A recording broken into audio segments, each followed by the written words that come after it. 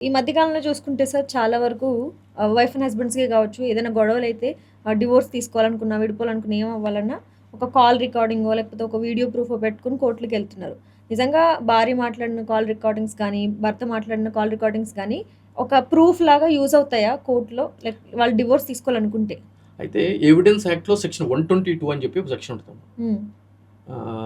దాంట్లో ఏముంటదంటే భార్యాభర్తలుగా చలామణి అవుతున్నప్పుడు, భార్యాభర్తలుగా ఉన్నప్పుడు హ్మ్.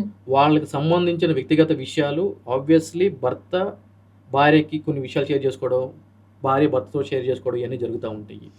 సో, అయి కాన్ఫిడెన్షియల్స్.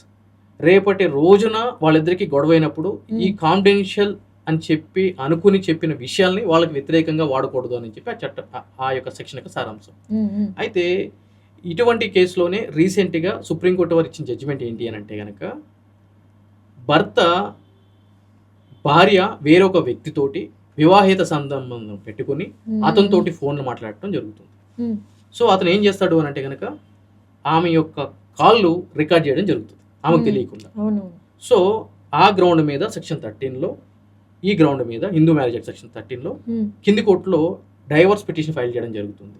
జరిగినప్పుడు అతను చెప్పేటువంటి ఆరోపణలు తన భార్య మీద నిజం అని చెప్పి ప్రూవ్ చేయడానికి కింది కోర్టులో ఆ రికార్డ్ చేసినటువంటి ఫోన్ రికార్డింగ్స్, కాల్ రికార్డింగ్స్ ఏవైతే ఉంటాయో వాటిల్ని ప్రొడ్యూస్ చేయడం జరుగుతుంది. సో, ఫ్యామిలీ కోర్టు వారు తమకున్న అధికారంతో సెక్షన్ 14 కావచ్చు, సెక్షన్ 20 ప్రకారము ఆ యొక్క రికార్డ్ చేసినటువంటి కాల్ కన్వర్సేషన్ సంబంధించిన పెన్ డ్రైవ్ని ఆధారంగా తీసుకుని ఎవిడెన్స్గా సేకరించి విడాకులు అనేది ఇవ్వడం జరుగుతుంది. దాన్ని వైఫ్ హైకోర్టులో ఛాలెంజ్ చేయడం జరుగుతుంది. నాకు తెలియకుండా నేను మాట్లాడిన మాటల్ని రికార్డ్ చేయడం చట్టవిరుద్ధము, ఇది ప్రైవసీని వైలేట్ చేయడం అని చెప్పాలి. సో, హైకోర్టు కింది కోర్టు ఆర్డర్ని తప్పు అని చెప్తుంది.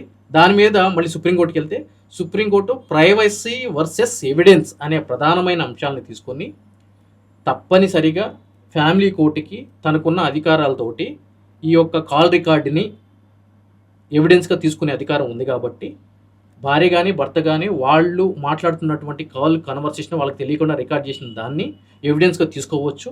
దాని ఆధారంగా కూడా డ్రైవర్స్ గ్రాంట్ చేయొచ్చు అని చెప్పని క్లియర్గా ఉత్తర్వులు ఇవ్వడం జరిగింది. ఎందుకంటే వైఫ్ అండ్ హస్బెండ్ మధ్య ప్రైవసీ ఏంటి అనే పాయింట్ కూడా మనం చూడొచ్చా? అంటే ప్రైవసీ అంటే కనుక వ్యక్తిగత విషయాలకు వీళ్ళిద్దరికి వ్యక్తిగతాలకు సంబంధించింది ప్రైవసీ అంటారు. బియాండ్ దాన్ని అడ్వాంటేజ్గా తీసుకుని నేను వేరేటోడితో మాట్లాడతాను, వేరేటోడితో నేను ఇల్లీగల్ రిలేషన్షిప్ మెయింటైన్ చేస్తాను అంటే కనుక does not mean that privacy. Bonding ఎక్కడ ఉంది? బ్రేక్ అయిపోయింది కదా. సో, సుప్రీంకోర్టు వారు దాన్ని బేస్ చేసుకుని ఇవ్వడం జరిగింది. ఓకే, బాగుంది సార్ ఇది. అంటే ఈ మధ్య ఇవే ఎక్కువైపోతున్నాయి కదా, ఏదన్నా చేయొచ్చు.